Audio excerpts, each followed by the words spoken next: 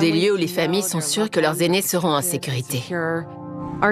Et cette histoire nous a frappés parce que c'est le dernier endroit où l'on s'attend à voir sévir l'un des tueurs en série les plus redoutables de ces dernières années, traquant ses victimes les unes après les autres, sous le nez de tout le monde. Je m'appelle Shannon Dion et Doris Gleason était ma mère. J'ai grandi dans une famille merveilleuse et aimante. Il y avait ma mère, mon père et ma sœur Nancy. On vit à Dallas depuis toujours. Ma mère était une femme au caractère bien trempé. Elle était belle et distinguée. Elle nous faisait des gâteaux, elle nous emmenait à la messe. Toutes les trois, maman, Nancy et moi, on était inséparables. C'est magnifique! On se parlait tous les matins. Mais en 2000, la famille reçoit une terrible nouvelle. Nancy a un cancer en phase terminale. Elle offre à Shannon et à sa mère un souvenir pour symboliser leur lien qui reste indéfectible, même au-delà de la mort. Elle a trouvé ses anges gardiens pour maman et moi. Et ma mère portait le sien 24 heures sur 24. Elle ne l'enlevait jamais. C'était une façon de se rappeler qu'on veillait les unes sur les autres. Doris dit adieu à sa fille Nancy, qui meurt le 24 mai 2003. Elle a dit « Je l'ai mise au monde, je serai là quand elle en partira ». Ma mère était une véritable force de la nature. Mais au fil des années, mes parents ont perdu beaucoup de leurs amis. Alors ils ont commencé à chercher un endroit où s'installer. Et ils avaient très envie de vivre dans une résidence pour seniors.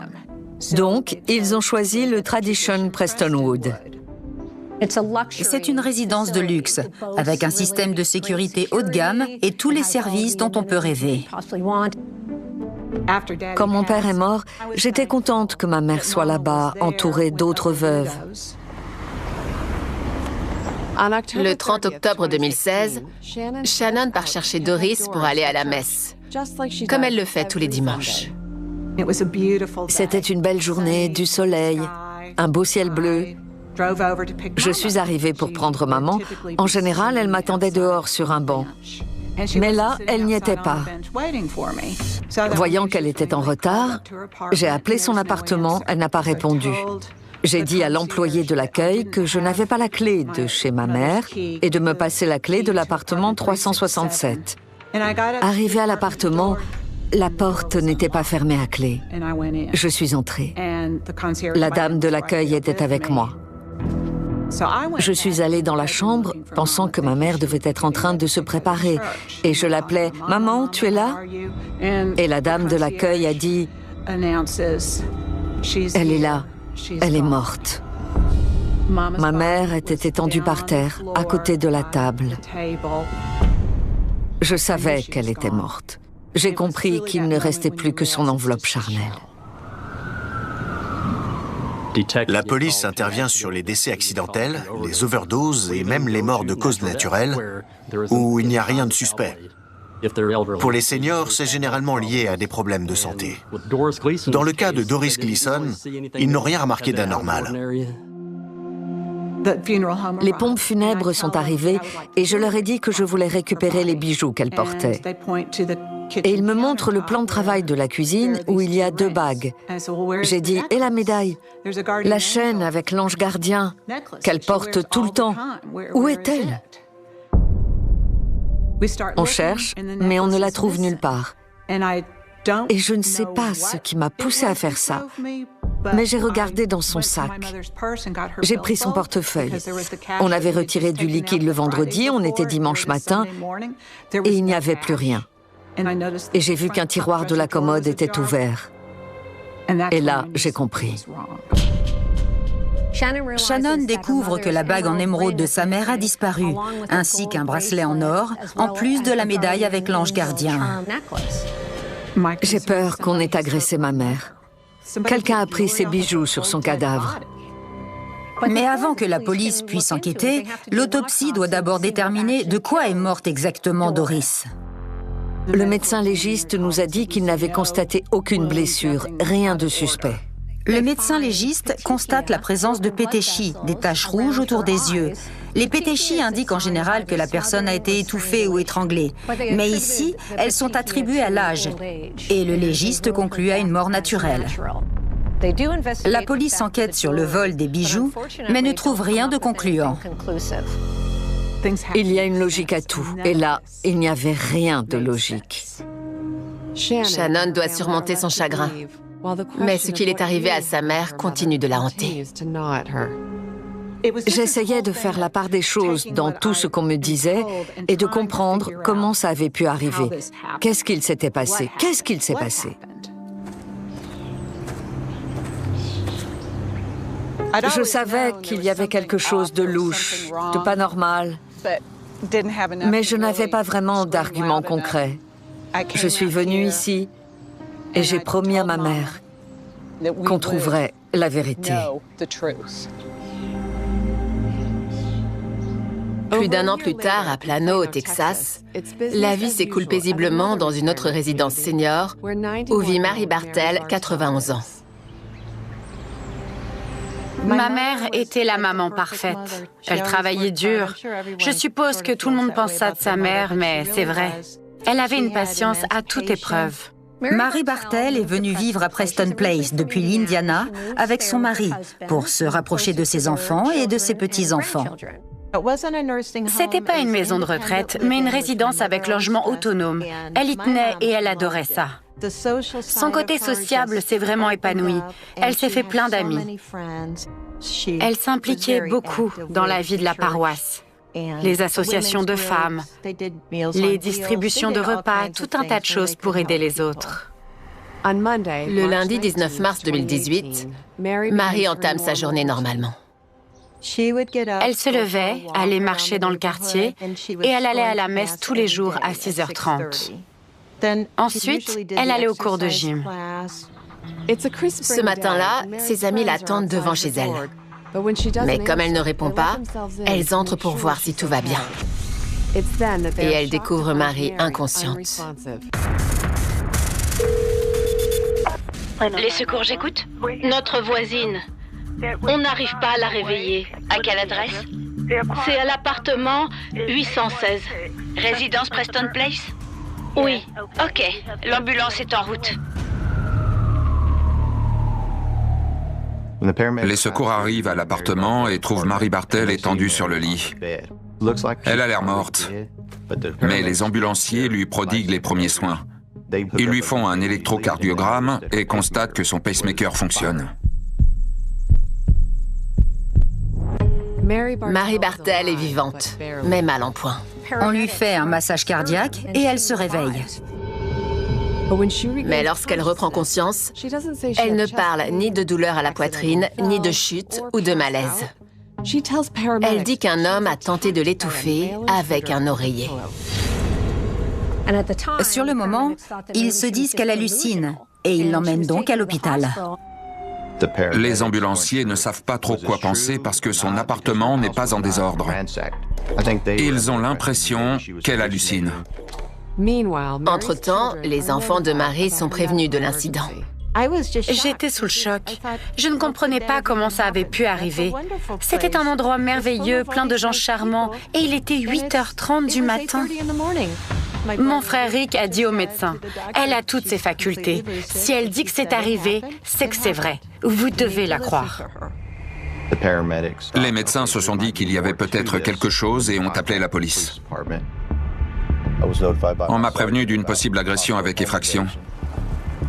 Je suis allé aux urgences pour voir Mary Bartel.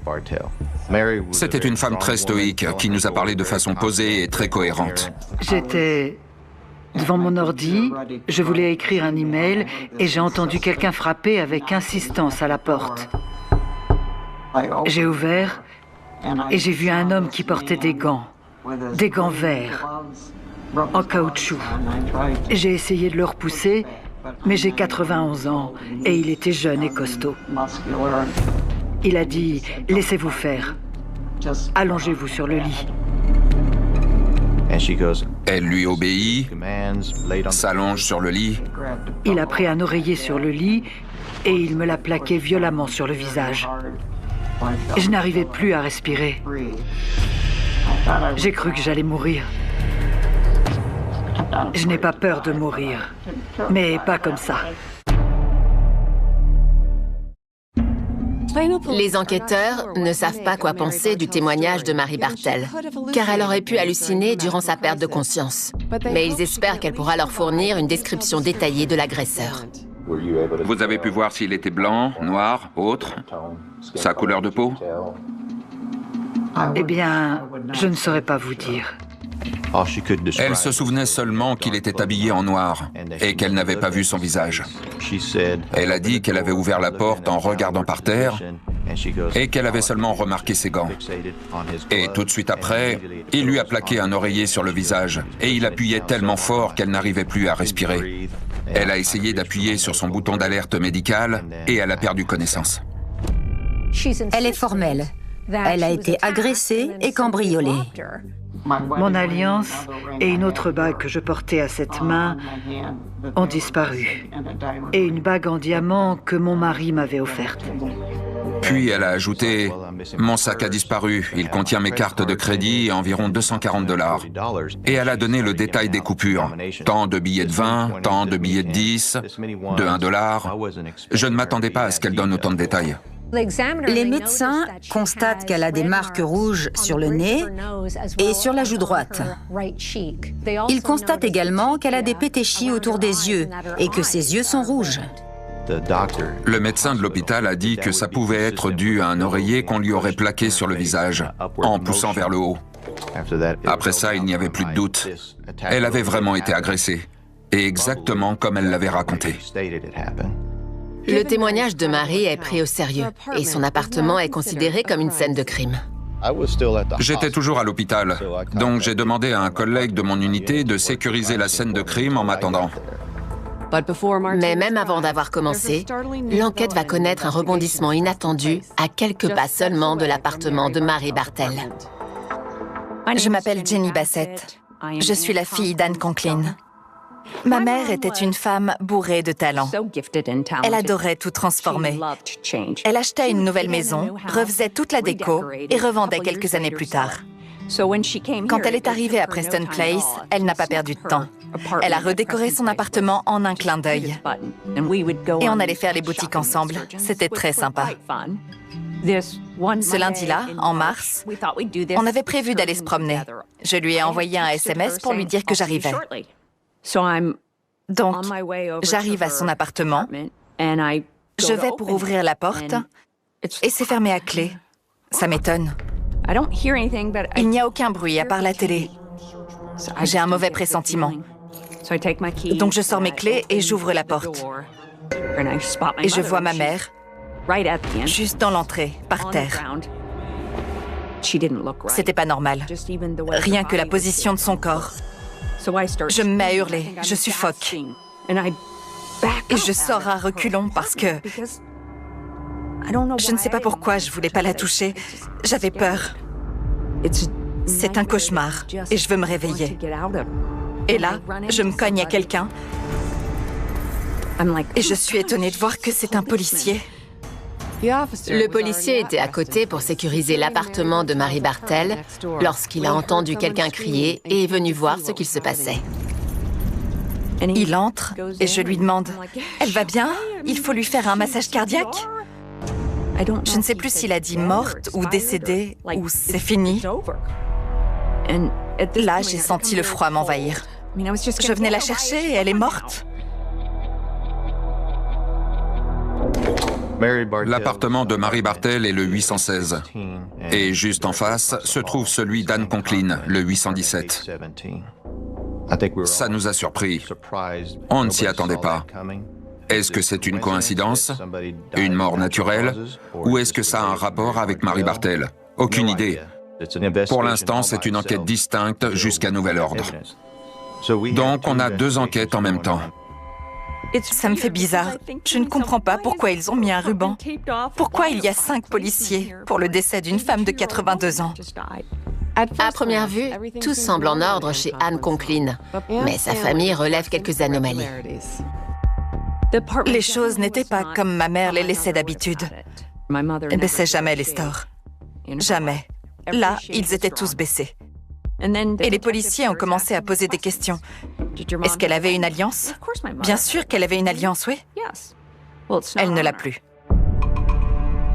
En plus de l'alliance, la famille d'Anne découvre que sa montre a disparu. Tous ces éléments semblent indiquer qu'il se passe quelque chose, que quelqu'un agresse ces femmes pour les voler, puis les tue. Je ne me disais pas que c'était un tueur en série, juste qu'on avait du travail. On a commencé par interroger tout le monde dans la résidence. Très vite, une femme qui travaille au service administratif leur fournit une information précieuse. La direction avait reçu un message vocal de la part du fils d'une résidente. Quelques jours plus tôt, le 15 mars, il était venu chercher sa mère pour l'emmener chez le médecin et il a remarqué un homme noir assis dans une voiture. Et quand il est revenu quelques heures plus tard, il a vu que le même homme était toujours là dans sa voiture sur le parking. Donc, après avoir déposé sa mère, il s'est dit qu'il allait le signaler à l'accueil. Il a décrit le véhicule et donné le numéro d'immatriculation. Ça a été transmis à notre unité de renseignement. Ils ont découvert que le 17 mars, la voiture avait été impliquée dans un accident à Dallas et qu'elle se trouvait depuis à la fourrière.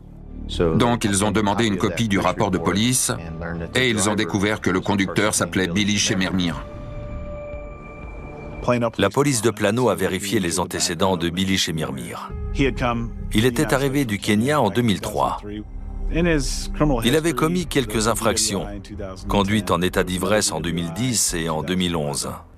Plus tard, il a été arrêté pour violence conjugale. Mais pour l'inspecteur Martinez et son équipe, l'infraction la plus troublante est pourtant celle qui semble la moins grave. En 2016, il a été arrêté pour violation de domicile. Il s'était fait passer pour un réparateur dans une résidence senior de Dallas. Je ne m'y attendais pas. Il y avait potentiellement d'autres victimes.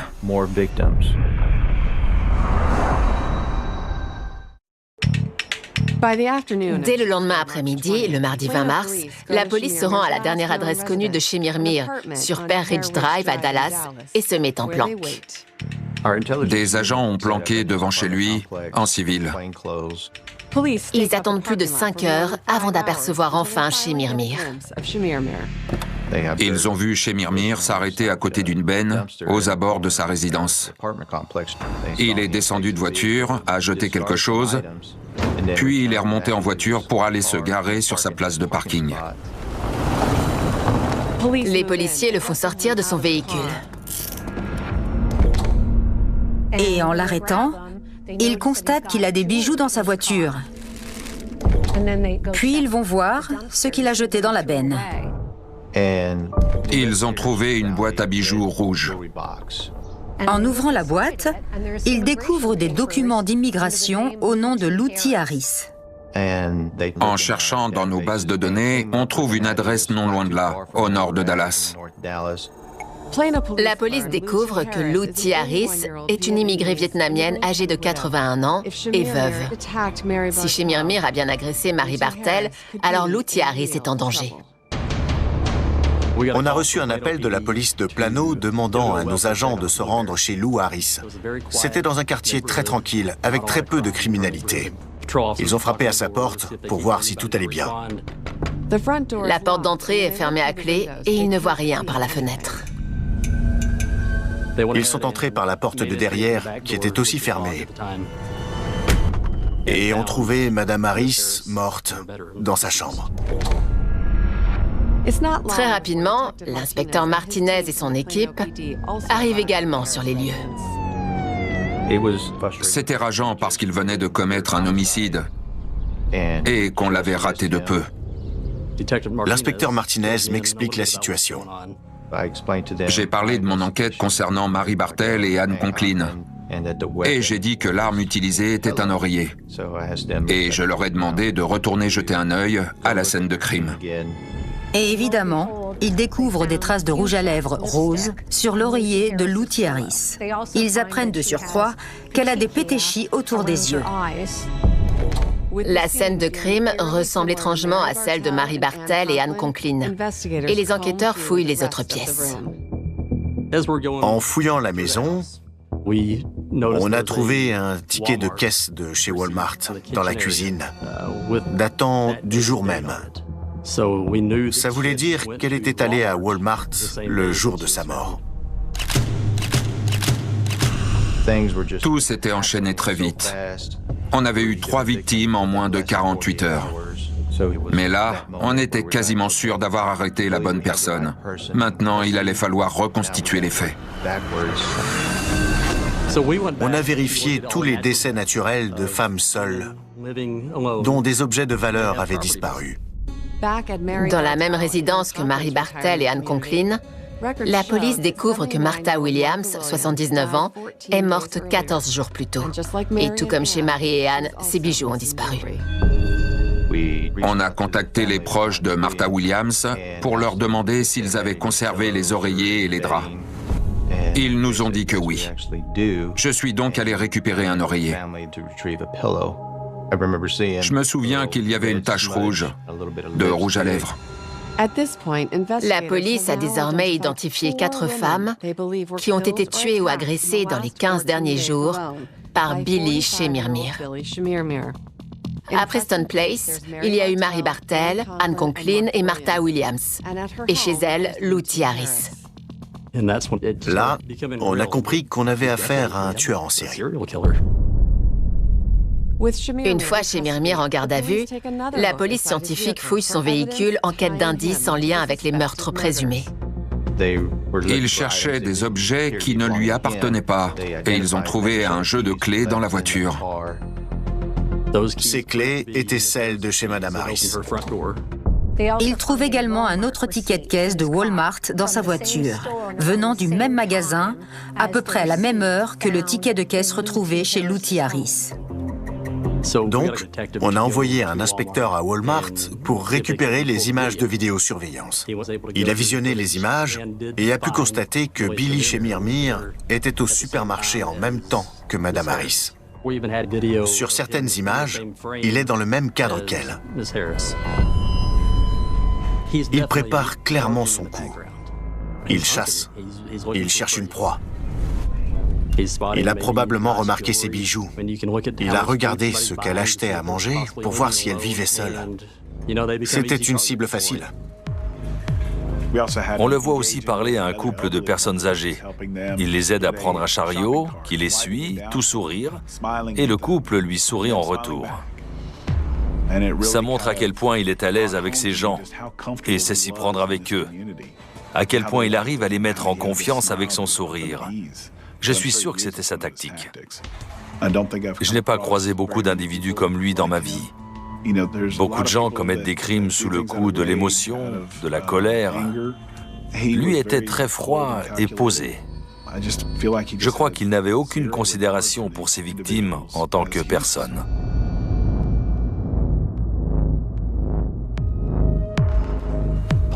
La police de Plano a fait transférer Billy Shemirmir jusqu'à l'hôtel de police de Dallas pour y être interrogé. Bonjour, ça va? Bien, et vous? Bien, votre nom? Billy Shemirmir. Shemirmir? Ok, moi c'est Brian. Enchanté. Vous voulez de l'eau, un café? Peut-être de l'eau.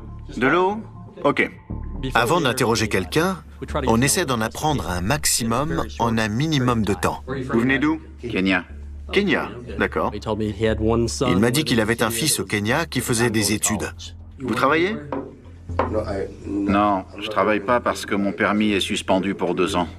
Il a dit qu'il avait commencé à vendre des bijoux qu'il achetait dans des vides-greniers, ce genre de choses. Il essayait d'acheter au meilleur prix pour ensuite revendre un peu plus cher.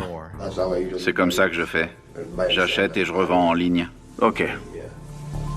Et c'est tout ce que vous faites? De la vente? Ouais, c'est mon gagne-pain. Ok. Il a dit que les ventes se faisaient sur OfferUp ou Craigslist. Craigslist et OfferUp sont des sites de vente en ligne entre particuliers. Comme les prêteurs sur gage, c'est idéal pour écouler des objets volés. Vous achetez et vendez quoi? La plupart du temps, j'achète des bijoux. Il dit à la police que ses pseudos sont Zebra 44 et ZZ4. Je lui ai parlé de la boîte à bijoux qu'il avait jetée et il m'a dit qu'il l'avait trouvée en ligne. Et il l'avait achetée à un homme d'origine hispanique.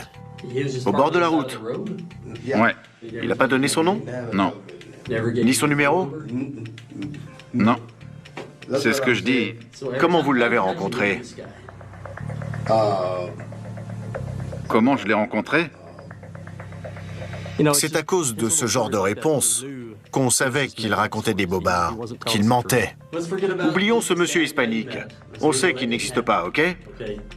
On sait de sources sûres que vous êtes entré dans une maison à Dallas. Une maison à Dallas? Oui, une maison au nord de Dallas. Non. Votre téléphone le confirmera. La boîte, la grosse boîte à bijoux dont vous m'avez parlé, vous l'avez jetée à la benne. On sait d'où elle vient. Il n'avait pas l'air ému plus que ça de se retrouver là. Plus je lui parlais, plus il devenait arrogant. Vous voulez que je vous dise quoi? La vérité. C'est tout ce que je veux, la vérité. Je vous ai dit la vérité. Vous êtes conscient que vous allez aller en prison pour meurtre? Vous me l'avez dit, et moi je vous dis que je préfère mourir en prison pour un crime que j'ai pas commis, plutôt que d'avouer quelque chose que j'ai pas fait. Je vous dis la vérité sur les preuves qu'on a contre vous. Je suis pas allé dans cette maison. Je vous l'ai dit, c'est pas moi. Il a nié tout en bloc. Mais c'est faux. C'est la vérité. Il était très arrogant, sûr de s'en sortir. Un vrai psychopathe.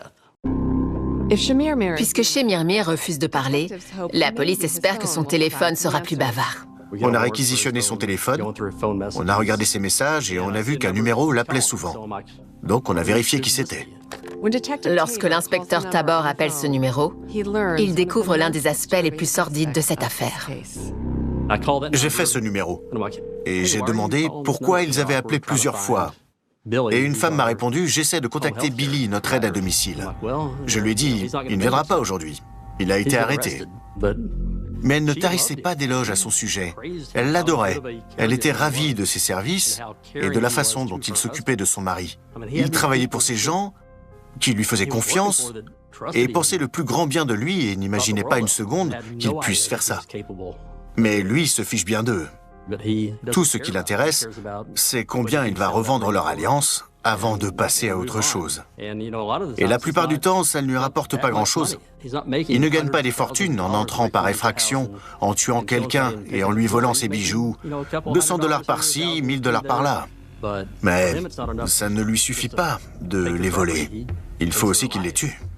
Je ne cautionne pas, mais c'est une chose d'entrer quelque part par effraction pour voler des bijoux, et c'en est une autre d'entrer chez les gens et de les tuer pour une bague en diamant. En arriver à cette extrémité prouve bien qu'il n'a aucune considération pour la vie humaine. Quand la police découvre que Billy Shemir Mir travaille comme aide à domicile, elle comprend que le nombre de victimes potentielles va devoir être revu à la hausse. Combien y a-t-il d'autres victimes? Il y en a déjà eu 4, rien qu'en l'espace de 2 semaines. Shemir Mir met à profit son emploi d'aide à domicile pour cibler et agresser des seniors, la population la plus vulnérable. On a ouvert une ligne directe et on a été submergé d'appels. Et la police, à Frisco et Richardson, enquêtait sur des affaires similaires. Et la perquisition chez Shemir Mir permet de dénicher d'autres indices. Nos collègues de Dallas nous ont envoyé les photos des bijoux qu'ils ont trouvés. Notamment une montre en tout point identique à celle déclarée volée par la fille d'Anne Conklin, Jennifer. L'inspecteur m'a dit « Est-ce que vous pouvez passer au poste? On a trouvé une montre. On a besoin que vous l'identifiez. » Jennifer a reconnu tout de suite la montre de sa mère. J'étais dans un état second après ça. On avait fait une très belle cérémonie pour ma mère, et maintenant il fallait que j'appelle mes frères et sœurs pour leur dire « Au fait, vous devez savoir qu'elle a probablement été assassinée. » Pour voir s'ils peuvent retrouver des bijoux appartenant à d'autres victimes, les enquêteurs vérifient l'activité de chez Mirmir sur les sites de vente. Et ils y trouvent une preuve on ne peut plus accablante. Une annonce sur OfferUp pour une alliance en diamant identique à celle qui a été volée à Mary Bartel. C'était une photo prise avec le téléphone de chez Mirmir, et c'était visiblement son doigt qu'on voyait avec la bague. C'était très éprouvant de voir ça, très dur à encaisser. Et si la police avait besoin de preuves supplémentaires, l'annonce a été mise en ligne le jour où Mary Bartel a été agressée. Et de nombreux autres bijoux ont été mis en vente sur le site. Dites-moi combien d'autres bijoux de victimes je vais retrouver. Est-ce que c'est 3? Est-ce que c'est 4? Est-ce que c'est 10? C'est impossible que vous soyez tombé sur ces bijoux par hasard. Chez Mirmir continue de nier. J'essaye de comprendre comment vous fonctionnez. Vous justifiez vos actes dans votre tête pour vous rassurer, sinon vous ne pourriez pas dormir la nuit. Je ne mens pas. Je dis vraiment, vraiment la vérité. Je suis pas un monstre. Mais au fil de l'enquête, la police se penche sur des dizaines d'autres décès et découvre un grand nombre de victimes qu'elle pense pouvoir attribuer à Billy chez Mirmir, notamment Mary Brooks, 87 ans, qui a été retrouvée morte en janvier 2018. Mary Brooks a été retrouvée à Richardson, au nord de Dallas. Et il y avait beaucoup de points communs entre cette affaire et celle de Madame Harris. Elle a aussi été suivie à Walmart par Billy chez Mirmir, et on lui avait volé des bijoux. Une fois toutes les preuves réunies, la police contacte les familles des victimes pour leur annoncer que leur proche a probablement été assassiné par Billy chez Mirmir. L'une des personnes contactées est Shannon Dion, dont la mère Doris est morte dans d'étranges circonstances 2 ans plus tôt. Je crois que c'était un mardi, le 16 juillet 2018. J'ai reçu un message vocal d'un inspecteur de la police de Plano qui me disait que le décès de ma mère faisait l'objet d'une enquête pour homicide. On a pris rendez-vous pour le lendemain. Maintenant, je sais qu'elle est morte dans la peur, sans personne pour lui tenir la main. Maintenant, tout est clair. J'ai enfin les pièces manquantes que j'ai cherchées pendant tout ce temps. Et aussi horrible qu'elles soient, au moins maintenant je sais. Entre 2016 et 2018, la police a pu relier Billy chez Mirmir à 22 meurtres. 18 dans des résidences seniors à Dallas et aux alentours, et 4 dans des maisons individuelles. Il va devoir répondre de 19 chefs d'accusation de meurtre dans 2 comtés. Mais avant le procès, la police et le procureur s'efforcent de bâtir un dossier solide. On voulait présenter au jury une vue d'ensemble des faits et gestes de chez Mirmir et des derniers instants de ses victimes. La bague de Mary Bartel aurait dû se trouver chez elle, au 5000 Old Shepherd. Mais on a une photo de lui avec la bague qu'il a prise chez lui, environ 1 heure après avoir commis l'agression. On s'est demandé qui devait passer en premier. Et finalement, on est tous tombés d'accord. La première affaire qui devait être jugée était celle de Lou Harris. Le 15 novembre 2021, chez Mirmir est jugé pour le meurtre de Lou T. Harris. Le comté de Dallas et l'État du Texas accusent Billy chez Mirmir d'avoir, de manière intentionnelle, causé la mort de Lou T. Harris. Évidemment, la preuve la plus accablante dans cette affaire, c'est le fait qu'il a été appréhendé en possession d'objets appartenant à Madame Harris. La boîte dans laquelle elle rangeait ses bijoux et autres objets de valeur, il venait de la jeter dans une benne. Et avant de mourir de cause naturelle en février 2020 à 92 ans, Mary Bartel a pu s'adresser au jury par le biais d'une déposition filmée avant sa mort.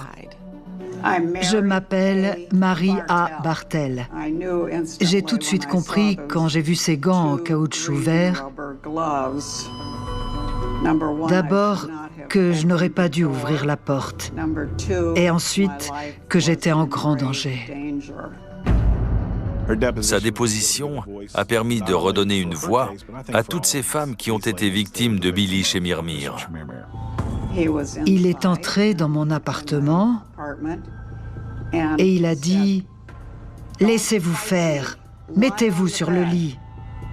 Avez-vous remarqué s'il avait un accent quand il parlait, quel qu'il soit? Non. Je dois dire que non parce que... Non? D'accord. Vous vous êtes débattu?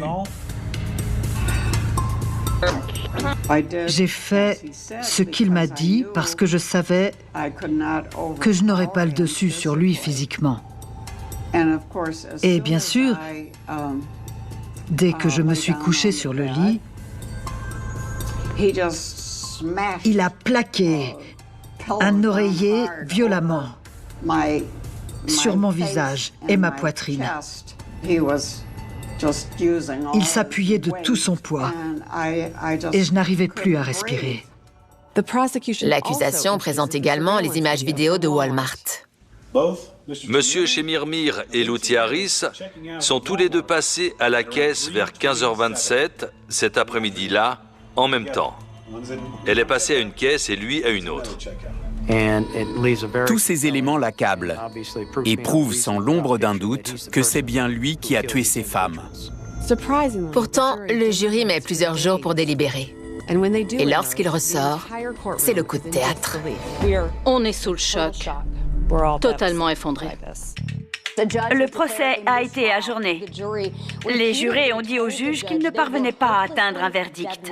Nous n'avons pas d'unanimité à 11 contre 1. Un juré a bloqué les délibérations pendant plusieurs jours? D'après ce qu'on sait, oui. Je ne sais pas comment ça a pu arriver. Pourquoi ce juré n'a pas été convaincu? On n'en revenait pas. Ça aurait dû être une formalité. Comment a-t-il pu s'en sortir? Après cet ajournement, on a essayé de comprendre s'il s'agissait juste d'un problème avec ce jury en particulier ou si on avait mal fait notre travail. Et donc, on a œuvré dans ce sens jusqu'au second procès. Au printemps 2022, 5 mois après le premier procès, le second procès pour le meurtre de Luthi Harris commence. Il lui a plaqué cet oreiller sur le visage. Et le 28 avril 2022, le jury met seulement 45 minutes pour parvenir à un verdict. Billy Shemirmir est reconnu coupable du meurtre de Luthi Harris. Il est condamné à la prison à perpétuité. Une fois que le jury revient et qu'on sait qu'il va finir sa vie derrière les barreaux, c'est un grand soulagement. J'avais fait une promesse aux familles et on a obtenu ce qu'on avait promis. Je savais bien sûr qu'un autre procès nous attendait. Donc, on s'est mis au travail dès le lendemain sur l'affaire Mary Brooks. À l'automne 2022, Billy Shemirmir est de nouveau au tribunal. Cette fois-ci, pour le meurtre de Mary Brooks. Comme pour Luthi Harris, l'accusation montre les images de Shemirmir qui suit Mary Brooks à Walmart, puis les photos des bijoux mis en vente. La délibération a été ultra rapide. Le jury a mis 27 minutes pour le déclarer coupable. Le jury déclare à l'unanimité l'accusé coupable de meurtre. C'est un immense soulagement pour nous de savoir que cet homme ne pourra plus jamais s'en prendre à une autre famille. Je voudrais pouvoir la serrer dans mes bras. J'aurais voulu être à ses côtés quand elle est morte. J'étais terrifiée à l'idée de vous voir. Et puis j'ai réalisé à quel point ma mère a dû être terrifiée quand vous avez frappé à sa porte. Dans mes cauchemars, je vois son visage quand elle comprend qu'elle n'aurait pas dû vous ouvrir la porte. Avant cela, je n'avais jamais vu un regard aussi vide. Jamais. Il n'y avait rien dans ses yeux. Il n'avait rien d'humain. Sachant que Shemirmir a déjà été condamné à perpétuité sans possibilité de remise de peine, le procureur John Creuzot abandonne les charges dans les 11 autres affaires de meurtre dans le comté de Dallas. Monsieur Billy Shemirmir finira ses jours en prison. C'était mon objectif, il était clair et nous l'avons atteint. Le parquet voulait clore ce chapitre et a estimé que ça permettrait aux familles de tourner la page. Mais les crimes de Shemirmir seraient sans doute restés impunis sans la ténacité de Mary Bartel. Avant sa mort, la police de Plano lui a décerné le titre d'héroïne citoyenne. Je pense que ma mère a été héroïque et les gens l'ont bien vu. Elle a eu un rôle décisif. Elle était très faible à l'époque et a dû faire un effort surhumain. Mais elle voulait faire son devoir. C'est la résidence Preston Place, où vivaient Mary Bartel et Anne Conklin. Chaque fois que je viens ici, je pense aux victimes à qui on a pu rendre justice. 7 d'entre elles vivaient ici, dans cette résidence. Ça ne m'étonnerait pas qu'il y en ait eu plus de 50, s'il sévissait depuis des années. Ça fait froid dans le dos. Combien d'autres victimes? On l'ignore, et je pense qu'on ne le saura jamais. Shemirmir a emporté le secret dans sa tombe. Le 19 septembre 2023, il a été poignardé par un codétenu dans une prison du comté d'Anderson. Je crois que c'était le 19 septembre. Et j'ai vu que j'avais reçu un texto du procureur m'annonçant que Billy avait été tué. À ce moment-là, j'ai été submergée par une vague d'émotions, à tel point que je me suis mise à pleurer. J'espère qu'il était terrifié. Ce ne serait que justice. Nos conversations me manquent. Ça me manque de ne plus l'avoir expliqué la vie à ces petites filles. On a passé des années à revivre la même chose.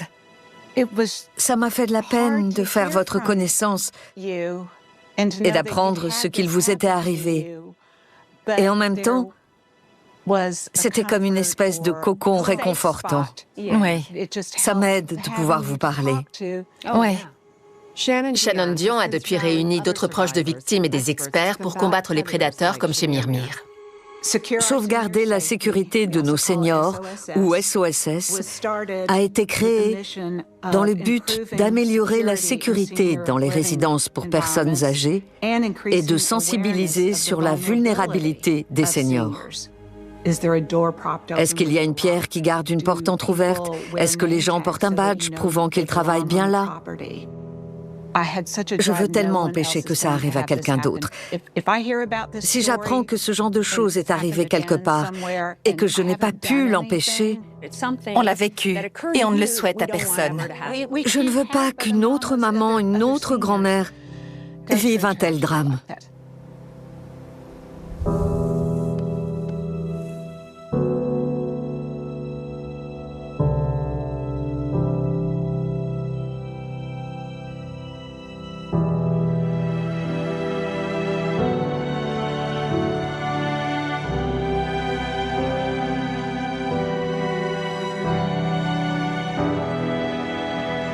Il y a des objets qui semblent porter en eux un mystère que personne ne leur a confié. Ils surgissent dans la paume comme une énigme tranquille, lourde d'une histoire que nous ne connaissons pas encore, et pourtant capable de déplacer doucement les lignes de notre vie. Cette histoire commence avec une clé. Pas une clé brillante et neuve, mais une clé qui avait déjà connu des serrures, des poches, des mains anonymes. Elle gisait sur le trottoir d'une petite rue pavée, une rue presque effacée des cartes, bordée de vieux platanes qui faisaient de l'ombre aux passants. Ce jour-là, la lumière de la fin d'après-midi glissait sur les pavés encore tièdes. Un homme marchait lentement, absorbé par ses pensées. Il s'appelait Julien. 40 ans à peine, les traits un peu fatigués mais doux, le regard porté vers les vitrines comme si chaque reflet pouvait lui parler. Sa vie n'avait rien d'extraordinaire, du moins en apparence. Un petit appartement au 4e étage sans ascenseur, un travail administratif qui ne soulevait ni passion ni débat, et quelques habitudes qui donnaient une texture rassurante à ses journées. Le café au même comptoir chaque matin, le bonjour discret à la boulangère, la marche du soir pour éviter le silence trop lourd de son logement. C'est au milieu de cette marche qu'il vit la clé. Posée presque avec soin, comme si une main l'avait abandonnée là par choix, et non par hasard. Julien s'arrêta. Il hésita un instant, regarda autour de lui, personne ne semblait l'avoir perdue. Il se pencha, la ramassa. Elle n'avait rien d'exceptionnel. Une clé de taille moyenne, légèrement usée, le métal un peu terni, sans porte-clés, sans étiquette, une clé nue, dépouillée de toute indication. Pourtant, au moment où elle toucha sa paume, il ressentit une étrange sensation. Comme si cet objet inerte venait de l'interpeller, de se présenter à lui avec une sorte de dignité muette. Il la tourna entre ses doigts, observa la denture, les marques d'usage. Elle n'ouvrait aucune serrure qu'il connaissait. Et pourtant, l'idée de la reposer lui sembla insupportable, comme si laisser cette clé-là, seule sur les pavés, c'était abandonner une histoire qui cherchait un témoin. Alors il la glissa dans sa poche et reprit sa marche, le cœur étonnamment agité. La soirée continua dans son rythme habituel. Une soupe chaude, un livre ouvert sans vraiment être lu, la lampe de chevet diffusant une lumière jaune un peu trop faible. Mais la présence de la clé dans sa poche modifiait tout. Julien la sentait comme un poids invisible, une curiosité constante. Quand il finit par la poser sur sa table de nuit, il la regarda longtemps avant de s'endormir, comme si elle respirait doucement dans l'ombre. Les jours suivants, la clé devint une compagne discrète. Julien la portait toujours avec lui. Dans le métro, il la caressait parfois du bout des doigts, comme pour se rassurer de son existence. Au bureau, il la posait à côté de son ordinateur, sans vraiment savoir pourquoi. Les collègues y jetaient à peine un regard, pensant qu'il s'agissait de l'une de ses propres clés. Mais pour lui, elle était autre chose, un signe, une énigme qui n'appelait pas de solution immédiate, mais qui ouvrait déjà une brèche dans le quotidien.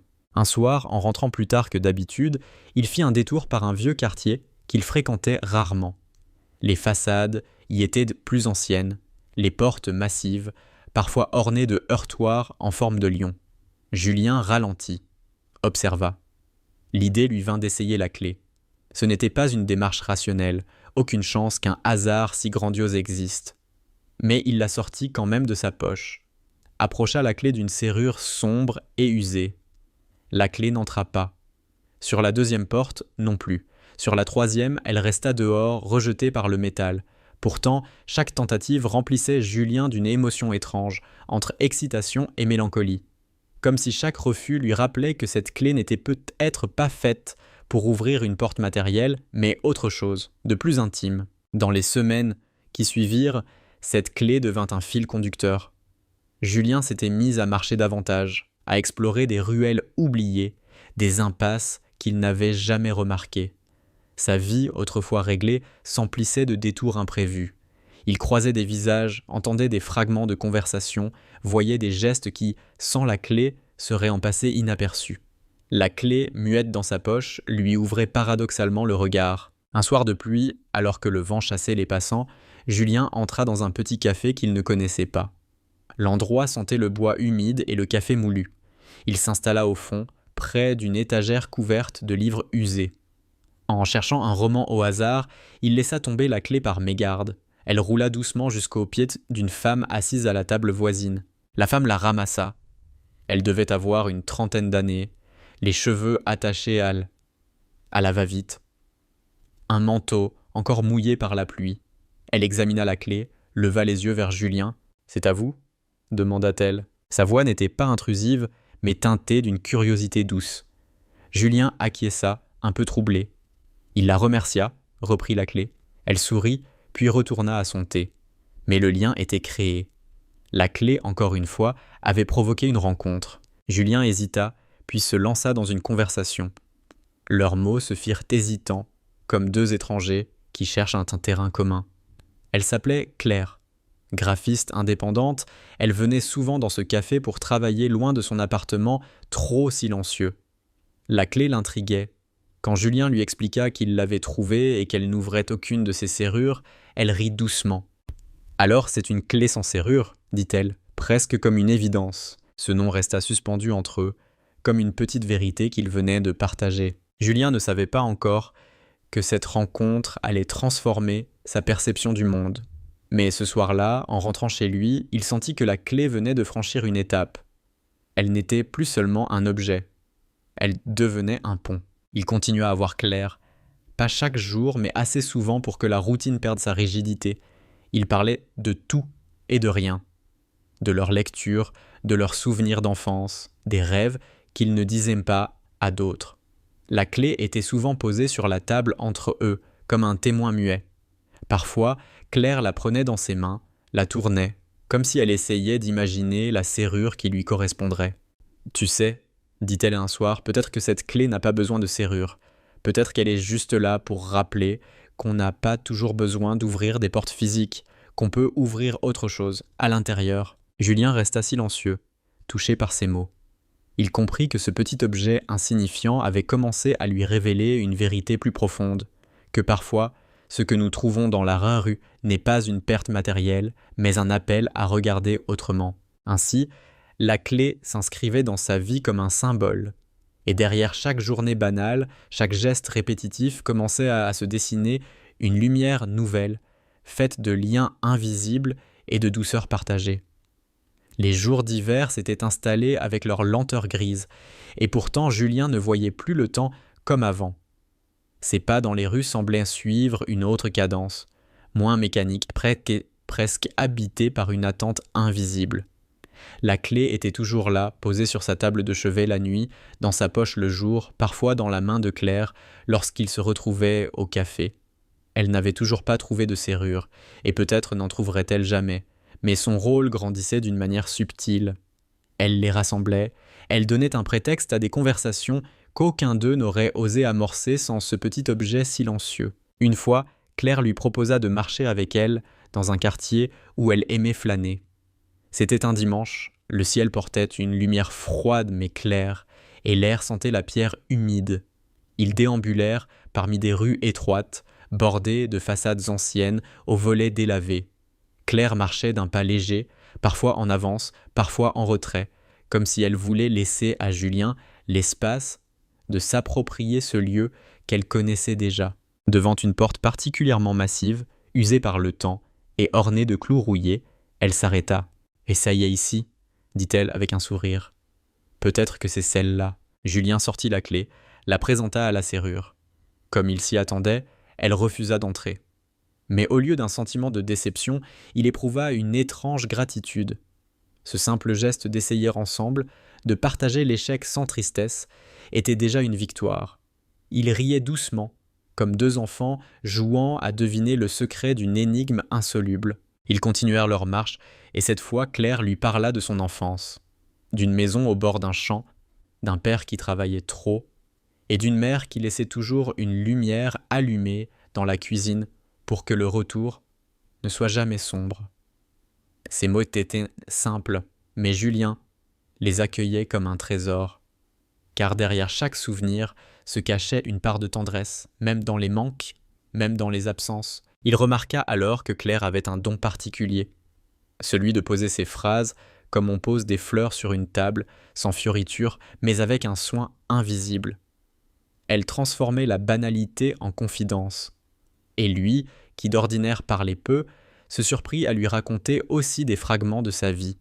Ses promenades d'adolescent dans une banlieue sans charme, son premier vélo qui grinçait, la solitude de ses soirées d'étudiant. Jamais il n'avait livré cela à quelqu'un avec une telle fluidité. Le soir tombait quand ils rentrèrent chacun de leur côté. Julien, en montant les escaliers de son immeuble, sentit quelque chose d'étrange. La clé pesait moins lourd dans sa poche, comme si partager son mystère l'avait allégé. Il s'assit dans son appartement silencieux et, pour la première fois depuis longtemps, ne se sentit pas oppressé par ce silence. Il avait désormais des échos dans son cœur, des voix qui adoucissaient la solitude. Dans les semaines qui suivirent, leurs rencontres devinrent régulières. Pas par obligation, mais par une sorte d'élan naturel. Ils n'avaient pas besoin de grands projets, parfois une marche, parfois un café, parfois un simple appel. Et chaque fois, la clé revenait dans la conversation comme un rituel. Elle était le symbole d'une recherche qu'ils menaient ensemble, sans hâte et sans objectif clair. Un soir, assis dans le café familier, Claire prit la clé entre ses doigts et la contempla longuement. « Tu sais ce que je me dis ?» fit-elle doucement. « Cette clé, c'est peut-être celle d'une maison qui n'existe plus. Une maison disparue, détruite ou vendue, et la clé reste comme un témoin muet. Mais si elle est encore là, c'est peut-être pour qu'on invente une nouvelle maison à partir d'elle. Pas une maison de briques, mais une maison intérieure. » Julien sentit son cœur se serrer. Les mots de Claire résonnaient en lui d'une façon qu'il n'aurait pas su expliquer. Une maison intérieure. Lui qui avait toujours cherché des murs solides pour se protéger, comprenait soudain qu'on pouvait bâtir autre chose, un lieu invisible, fait de confiance, de paroles partagées, de regards sincères. À partir de ce jour, Julien se mit à écrire. Pas un roman, pas même un journal intime, mais quelques phrases chaque soir. Il écrivait ce qu'il ressentait en tenant la clé, les images qui lui venaient, les visages rencontrés, les impressions fugitives. Ses mots étaient hésitants, parfois maladroits, mais ils étaient vrais. Et lorsqu'il montra quelques lignes à Claire, elle les lut avec une attention profonde, comme si chaque mot méritait d'être caressé. « C'est beau », dit-elle simplement, « pas parce que c'est parfait, mais parce que c'est toi. » Cette phrase suffit à donner à Julien l'envie de continuer. Il découvrit que la clé, loin d'ouvrir une serrure matérielle, ouvrait des espaces intérieurs qu'il n'avait jamais explorés. Une nuit pourtant, il fit un rêve troublant. Il se trouvait devant une immense porte de bois sombre. La clé dans sa main brillait d'une lumière douce. Mais lorsqu'il essaya de l'introduire, la porte s'effaça soudain, comme si elle n'avait jamais existé. Julien resta seul, la clé suspendue dans le vide. Il se réveilla avec une impression de perte, mais aussi avec une certitude. La clé ne devait pas servir à ouvrir quelque chose d'extérieur. Elle devait le guider ailleurs, vers une dimension moins tangible, mais plus essentielle. Le lendemain, il raconta son rêve à Claire. Elle l'écouta attentivement, puis posa sa main sur la sienne. « Peut-être que la porte, c'est toi, » dit-elle doucement. « Et si elle s'efface, c'est que tu n'as plus besoin de barrière. » Ces mots, encore une fois, résonnèrent comme une révélation. Julien comprit que la clé, en vérité, lui apprenait à se dépouiller, à ne plus chercher de porte, à verrouiller ou à forcer. Elle lui apprenait à accueillir, à laisser entrer. Ce fut à cette période qu'il commença à remarquer davantage les petits gestes autour de lui. Dans le métro, une vieille femme qui offrait son siège à un enfant. Dans la rue, un homme qui replaçait soigneusement une écharpe tombée du sac d'une passante.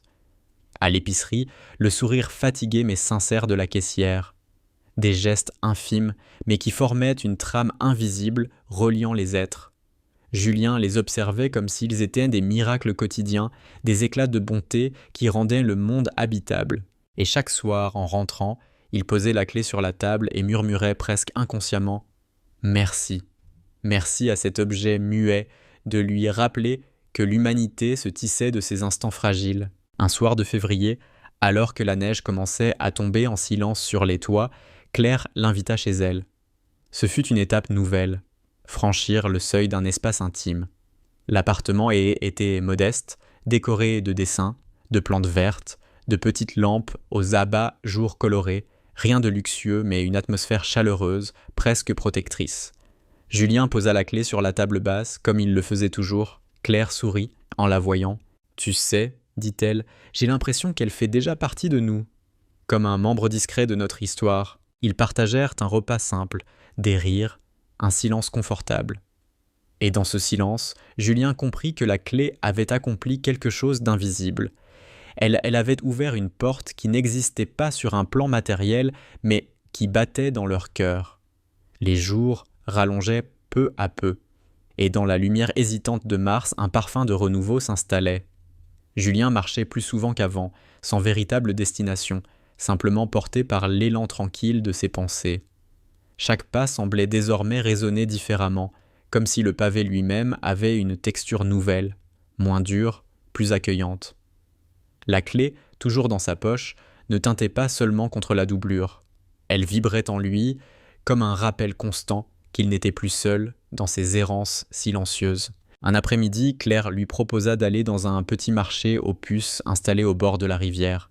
L'endroit fourmillait de bruits et de couleurs, des étals débordant de vieux livres, des jouets en bois usé, des vinyles rayés, des bibelots qui semblaient porter sur eux la poussière des décennies. Julien suivait Claire, observant son regard émerveillé chaque fois qu'elle découvrait un objet étrange. Elle touchait les choses comme on touche une mémoire oubliée, avec respect et curiosité. Au détour d'une allée, ils s'arrêtèrent devant une boîte pleine de vieilles clés rouillées. Il y en avait des dizaines, certaines énormes et lourdes, d'autres minuscules comme des bijoux. Claire plongea sa main dans le tas, ses doigts jouant avec le métal froid. « Regarde, dit-elle en sortant une clé en fer tordu. Elle ressemble presque à la tienne. » Julien sourit, sortit de la sienne pour comparer. Elle n'avait rien de semblable, sinon le fait d'être orpheline de serrure. Mais ce moment Ce simple geste de les mettre côte à côte les emplit d'une émotion douce. Tu vois, ajouta Claire, il y a plein de clés qui n'ont plus de porte, mais ça ne veut pas dire qu'elles sont inutiles. Elles portent encore une trace de ceux qui les ont tenues. Julien hocha la tête. Il pensa à toutes ces mains disparues, à toutes ces vies effacées mais présentes à travers un objet si simple. Il se dit que peut-être, un jour, sa propre clé reposerait dans une boîte semblable, attendant une autre rencontre, un autre récit. Et cette idée ne lui fit pas peur. Elle lui parut au contraire belle, comme un passage de témoin entre anonymes. Le soir, en rentrant, il posa la clé sur sa table comme toujours. Mais cette fois, il la regarda longuement, presque avec tendresse. Elle n'était plus seulement un mystère à résoudre, elle était devenue une compagne, un symbole de continuité au-delà du temps. Un matin de printemps, Julien reçut un appel de Claire. Sa voix était plus fragile que d'habitude. Elle lui expliqua que son père était hospitalisé après un malaise. Julien l'écouta en silence, son cœur se serrant à l'idée de la voir souffrir. Il proposa aussitôt de l'accompagner. À l'hôpital, les couloirs sentaient le désinfectant et résonnaient de pas pressés. Claire marchait vite, mais ses épaules semblaient ployées sous un poids invisible. Julien resta près d'elle, discret mais présent. Quand ils entrèrent dans la chambre, un vieil homme reposait là, relié à des machines, respirant avec effort. Claire s'approcha, prit sa main, murmura des mots que Julien n'entendit pas. Il resta en retrait, la clé serrée dans sa poche. Pour la première fois, il comprit que cet objet pouvait aussi être une ancre, un point fixe au milieu du tumulte. Alors, sans réfléchir, il sortit la clé et la posa doucement sur la table de chevet, près du verre d'eau. Claire tourna les yeux vers lui et dans son regard passa une gratitude silencieuse. Comme si cette clé, inconnue et inutile en apparence, apportait tout de même une présence rassurante. Les jours suivants furent difficiles. Julien venait souvent retrouver Claire à l'hôpital, parfois il restait des heures sans parler, seulement assis côte à côte, regardant le vieil homme dormir. Et chaque fois, la clé était là, posée sur la table, témoin discret de cette épreuve.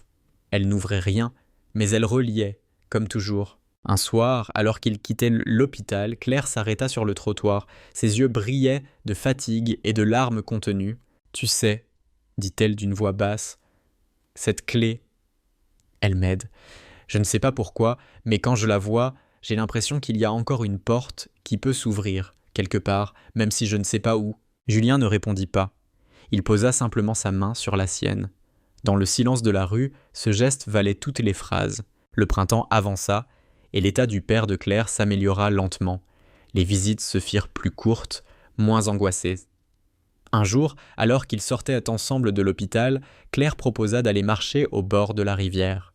Le soleil couchant jetait une lumière dorée sur l'eau, et l'air tiède portait l'odeur des fleurs naissantes. Ils s'assirent sur un banc, la clé entre eux comme toujours. Claire la prit, la tourna dans sa main. « Tu sais ce que je crois ?» dit-elle. « Cette clé n'est pas faite pour une serrure, elle est faite pour les moments, comme si elle nous disait « Restez attentifs, ouvrez les instants, pas les portes. » Julien sourit doucement. Il pensa à toutes ces fois où la clé avait effectivement ouvert des instants. Leur première rencontre, les confidences au café, la force silencieuse à l'hôpital. Oui, c'était ça. Une clé des instants. Il ferma les yeux, laissa le vent caresser son visage, et dans ce souffle tiède, il sentit une paix nouvelle, comme si l'univers, malgré ses douleurs et ses mystères, gardait toujours des clés pour adoucir le chemin. La clé resta posée entre eux sur le banc, minuscule objet de métal mais immense symbole d'humanité. Le temps suivait son cours, et dans le rythme paisible du printemps devenu été, Julien et Claire avaient trouvé une cadence discrète à leur relation. Ce n'était pas une passion brûlante, ni une aventure tapageuse. C'était une suite de gestes simples, de silences habités, de regards qui se posaient sans se presser. Et toujours, la clé. Elle accompagnait chacun de leurs instants comme un talisman muet, déposé sur la table du café, dans la poche de Julien, ou dans la paume de Claire, lorsqu'elle avait besoin de sentir une solidité face à ses doutes. Un soir de juin, ils décidèrent de quitter la ville pour une journée. Le train les emmena vers une petite bourgade au bord de la mer. Le wagon vibrait doucement, et à travers les vitres, le paysage changeait lentement. Les immeubles cédaient la place aux collines, puis aux champs ouverts, au village de pierre claire. Julien regardait défiler les toits rouges, le cœur apaisé par ce mouvement régulier. Claire s'était assoupie, sa tête posée contre la vitre, et la clé reposait dans sa main entr'ouverte. Le métal luisait sous la lumière changeante, comme s'il captait l'âme de ce voyage. À l'arrivée, l'air salé leur sauta au visage. La mer s'étendait devant eux, immense et tranquille, ses vagues venant mourir sur le sable encore tiède. Ils marchèrent longtemps, pieds nus, laissant les empreintes que l'écume effaçait aussitôt. Claire riait parfois, lançant des coquillages dans l'eau, tandis que Julien observait ce rire comme on observe un miracle. La clé tintait discrètement dans la poche de son short, présence invisible mais rassurante. Ils s'assirent sur un rocher face à l'horizon. Claire sortit la clé, la posa entre eux. « Regarde, dit-elle, elle brillait presque comme un morceau de soleil tombé dans nos mains. » Julien la contempla. Oui, elle brillait, non pas parce qu'elle était précieuse, mais parce qu'elle portait en elle le reflet de tous les moments déjà vécus. Chaque fois qu'il la sortait, elle semblait s'imprégner d'un souvenir de plus. Ils restèrent là longtemps, sans parler, bercés par le ressac. Et Julien comprit qu'il n'avait pas besoin de mots, que le silence avec elle suffisait. La clé, posée sur la pierre, devenait le centre de ce silence, comme une petite flamme qu'ils protégeaient ensemble. De retour en ville, les jours reprirent leur rythme, mais Julien sentait qu'un fil s'était tissé plus solidement encore entre eux. La clé n'était plus seulement une énigme, elle était un témoin de leur histoire. Et il se surprit à la craindre un peu, craindre qu'elle se perde, qu'elle s'abîme, qu'elle disparaisse. Comme si, avec elle, il risquait de perdre aussi la trame invisible qui le reliait à Claire. Un soir d'orage, cette peur prit corps. Alors qu'ils sortaient d'un cinéma, la pluie battait violemment, le vent emportait presque leurs pas. Ils coururent, riant malgré tout, cherchant un abri. Dans la précipitation, Julien sentit sa poche se vider. Quand ils arrivèrent sous une marquise, il palpa instinctivement son vêtement. La clé n'était plus là. Un froid immédiat le traversa. Ses yeux s'écarquillèrent, il fouilla encore et encore, mais la poche était vide. Claire le vit et comprit aussitôt. Sans un mot, elle se remit à courir dans la pluie, retournant sur leurs pas. Julien la suivit, le cœur battant.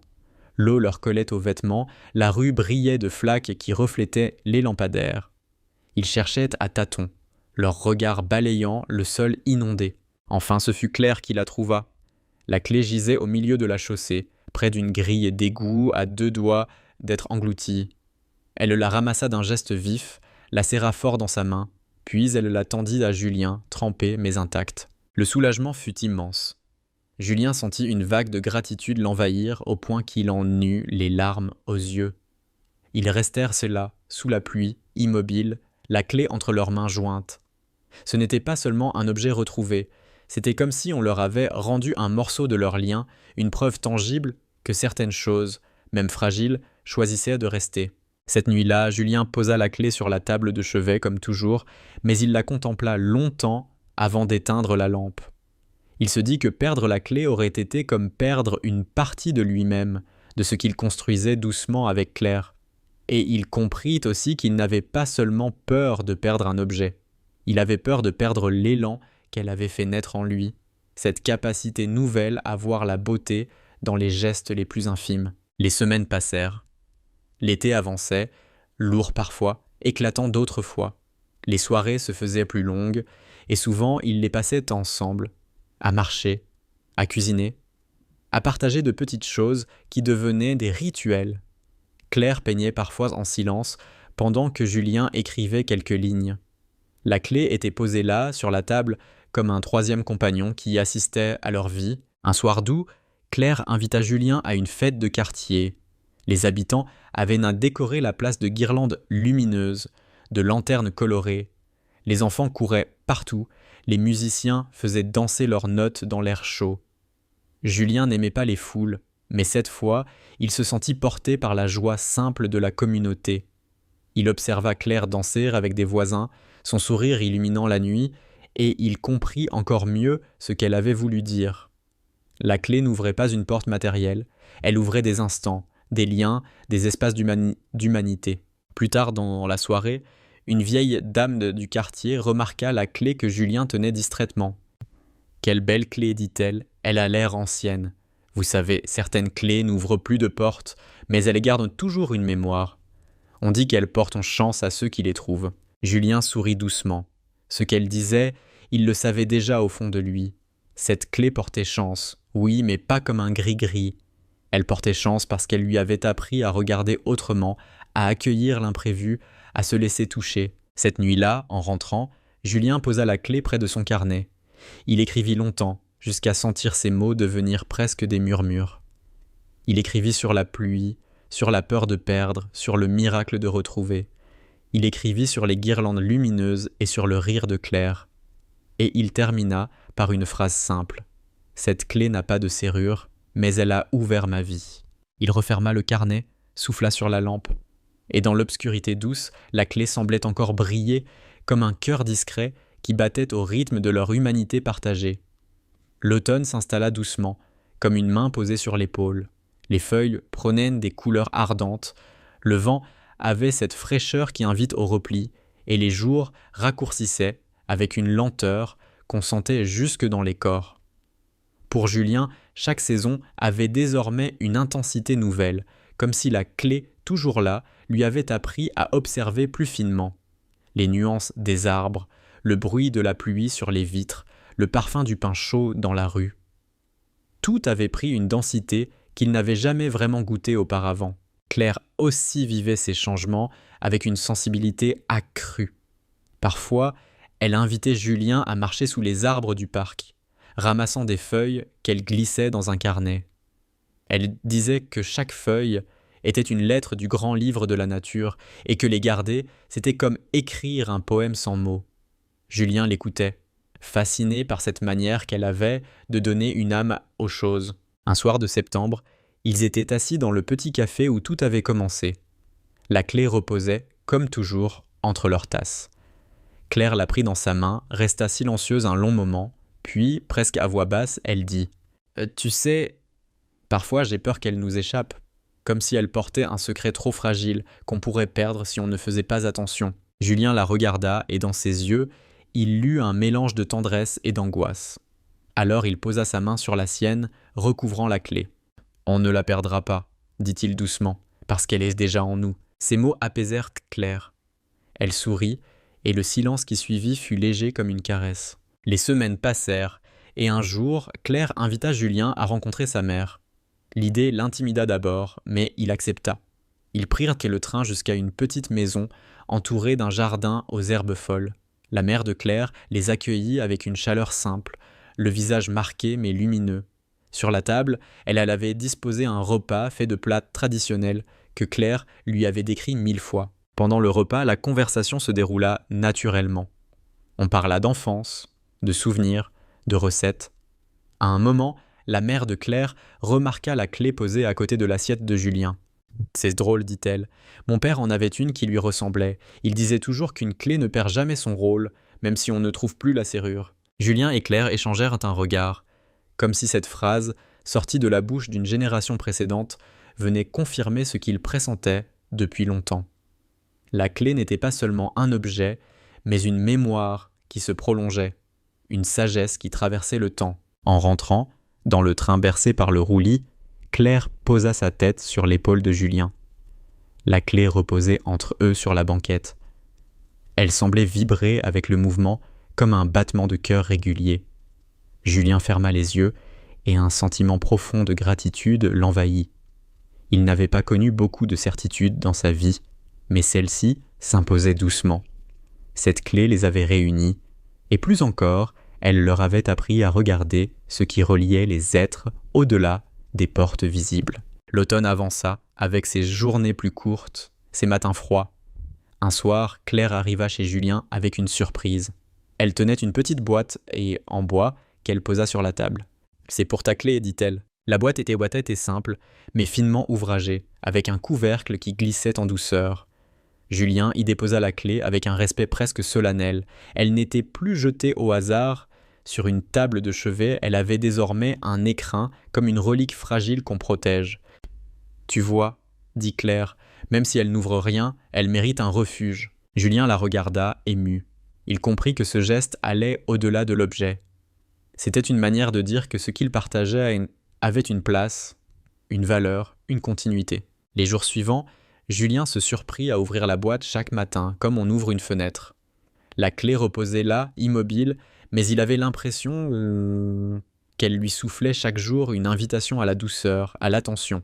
Un soir de pluie, alors que le vent frappait les vitres, Claire et Julien restèrent longtemps, assises en silence, la boîte ouverte entre eux. La clé brillait sous la lumière de la lampe. Tu sais ce que je ressens » dit Claire d'une voix douce. Que cette clé, c'est comme un fil, elle relie des choses qu'on ne voit pas. Comme un fil invisible qui passe entre les cœurs, entre les générations, entre nous. Julien l'écouta, profondément touché. Il pensa à son enfance solitaire, à toutes ces années où il croyait que rien ne le reliait vraiment aux autres.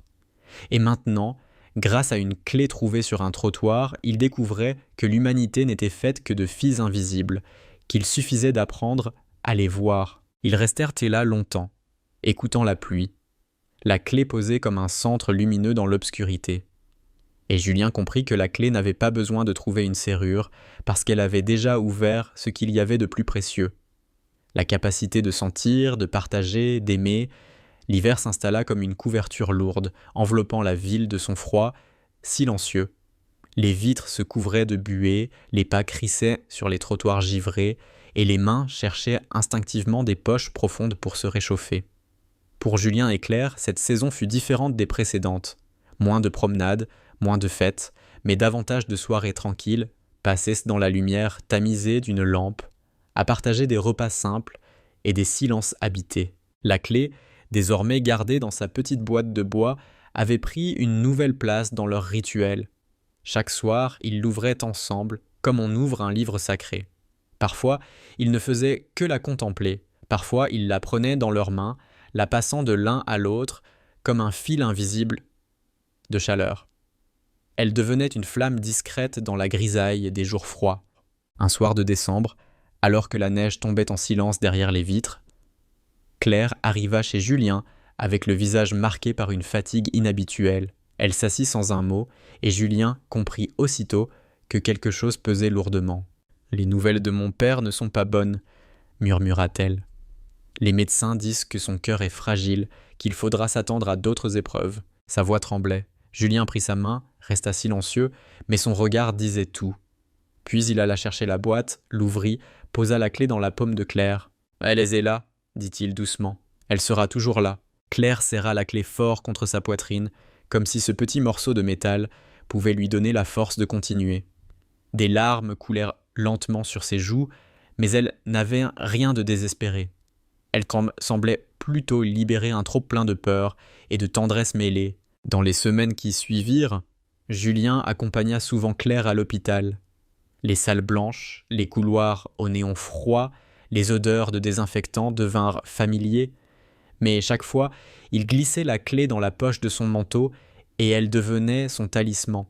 Quand l'inquiétude serrait trop fort, il la serrait dans sa main et parfois, Claire faisait de même. Ce simple geste suffisait à leur rappeler qu'ils n'étaient pas seuls face à l'épreuve. Un jour, en sortant de l'hôpital, ils croisèrent une vieille dame assise sur un banc. Ses mains tremblaient en essayant d'ouvrir son sac.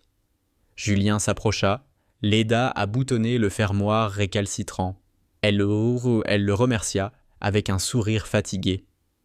Dans ce sourire, il y avait une reconnaissance qui dépassait l'instant. Julien pensa alors que peut-être la clé lui avait ouvert quelque chose d'encore plus vaste. La capacité de tendre la main spontanément, de voir la détresse là où d'autres ne voyaient qu'une silhouette anonyme. La vie continua, faite de petites victoires et de chutes. Le père de Claire eut des jours meilleurs, d'autres plus sombres, mais dans ce va-et-vient, Julien et Claire renforçaient leur lien. Un soir, assis dans le salon, alors que la neige couvrait le monde d'un manteau immaculé, Claire prit la clé, la fit tourner doucement dans la lumière. « Tu sais, » dit-elle, « je crois qu'elle est devenue notre prière. Pas une prière religieuse, mais une façon de se rappeler qu'on peut traverser les épreuves si on les partage. » Julien l'écouta, ému. Oui, c'était cela. La clé n'était plus une énigme, mais une prière silencieuse. Et chaque soir où ils l'ouvraient, ils adressaient sans le dire une demande au monde, que la douceur reste possible, même au cœur de l'hiver, Un dimanche de janvier, ils décidèrent de marcher malgré le froid. Le parc était désert, les branches alourdies de neige, et leurs pas laissaient des traces nettes sur le sol vierge. Au milieu de cette blancheur, ils s'arrêtèrent près d'un banc. Claire sortit la clé, la posa sur la neige. Le métal brillait dans le froid, minuscule soleil sur un tapis glacé. « Regarde, dit-elle en souriant doucement, elles ne font pas, elles résistent.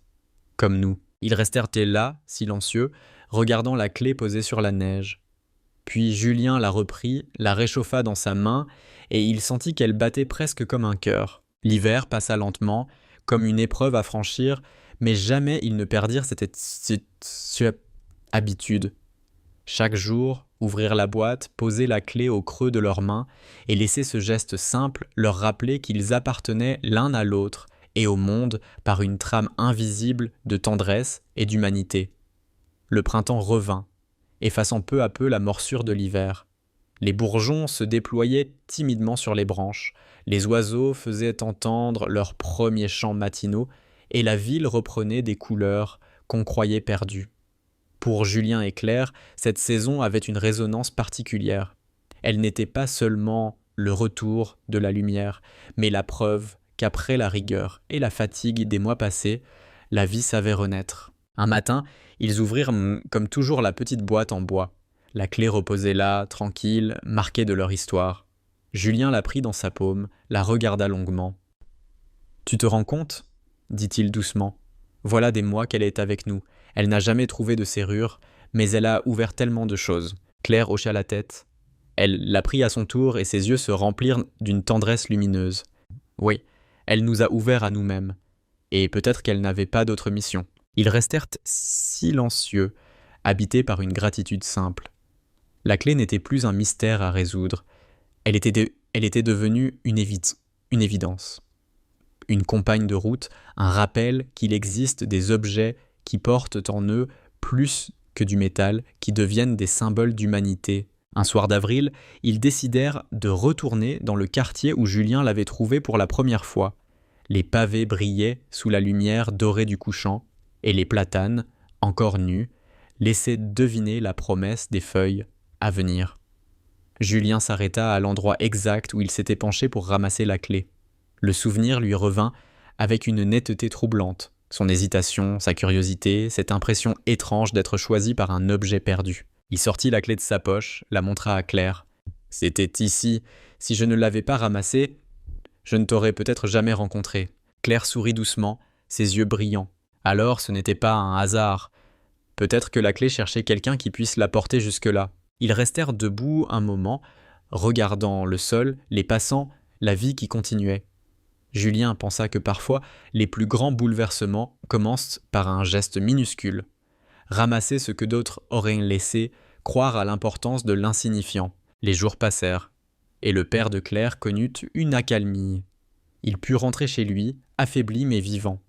Un après-midi, Julien et Claire allèrent lui rendre visite. L'homme, assis près de la fenêtre, tenait un vieux trousseau de clés qu'il avait gardé toute sa vie. Il les montra à Julien en souriant faiblement. « Oh, tu vois, chaque clé a une histoire, même celle qui n'ouvre plus rien, parce qu'elle garde la mémoire des lieux, des mains, des instants. » Julien serra la clé trouvée dans sa poche. Les paroles du vieil homme résonnaient comme une confirmation. Ce n'était pas une clé sans sens. C'était une clé mémoire, une clé de passage, une clé de lien. Le temps poursuivit sa ronde. L'été revint, lumineux, vibrant. Julien et Claire prirent l'habitude de laisser la clé parfois chez elle, parfois chez lui, comme pour dire qu'elle n'appartenait pas à un seul lieu, mais à leur chemin partagé. Ils savaient qu'un jour, peut-être, elle serait transmise, donnée à quelqu'un d'autre comme une graine de douceur. Mais pour l'instant, elle restait le centre discret de leur histoire. Un soir, assis sur le balcon, ils contemplaient le ciel teinté de rose. La clé reposait entre eux, chaude d'avoir été longtemps tenue. Claire la prit, la leva à la lumière. « Regarde, dit-elle, elle ressemble presque à une étoile tombée. » Julien suivit son regard. Oui, une petite étoile terne mais fidèle, qui brillait non pas d'un éclat éclatant, mais de la lumière silencieuse de tout ce qu'ils avaient traversé. Il posa alors doucement ces mots, presque un murmure. Peut-être que le vrai miracle Ce n'est pas qu'une clé ouvre une porte, c'est qu'elle nous rappelle que chaque jour est une porte et que nous avons déjà la clé en nous. Claire sourit, posa la clé sur sa poitrine, juste au-dessus de son cœur. Le silence les enveloppa, et dans ce silence, tout était dit. La fragilité, la force, la mémoire, l'amour. La clé, posée maintenant dans la boîte ou dans leurs mains, resterait pour eux le symbole d'une humanité discrète mais indestructible. Elle avait commencé comme un objet perdu. Elle s'était transformée en promesse. Et elle devenait désormais un héritage invisible, celui de croire que rien n'est jamais insignifiant, que chaque geste, chaque rencontre, chaque regard peut ouvrir un monde. Ainsi se poursuivait leur chemin.